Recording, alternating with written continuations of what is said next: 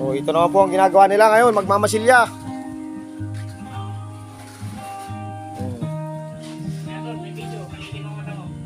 Ayun po si Colonel. Colonel, palitin mo mata mo at yung ikaw ay ano? Hindi nakapagmintangan. Napapagkamalang ka. Oh. Ngayon lang po ulit pumasok, 2 linggo, hindi nagpasok. Hindi po matapos-tapos. Marami po itong sideline ng mga hambay. Oh. Tapos na po ang aming pag-repair, ang pag-welding. Puro masilya naman, iibuan.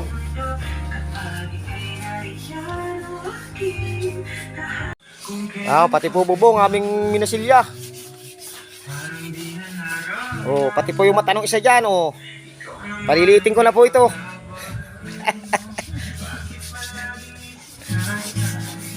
Okay na po ito guys. Hindi na po ito lang sa loob. Quality na po ito guys. Papakinisin lang po natin yan.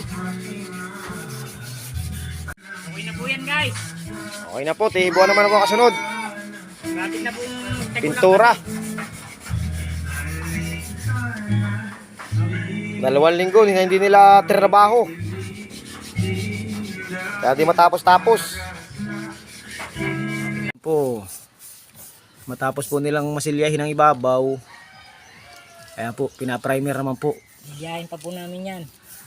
Bago tirahin ng urethane.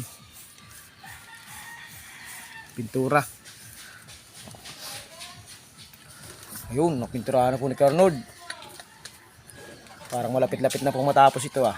Na ito na po si Asa ka pa. Nahin po sa baba. Hapon na naman po.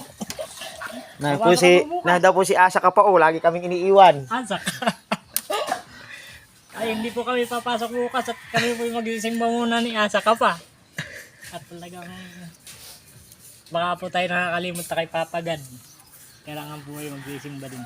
Oo, kahit po tayo makalimot sa mimba, basta po tayo gawin lang po natin laging mabuti. Yan talaga. Basta si Lord lang po lagi nasa puso. Wow. Sana all. Ayan, okay na po.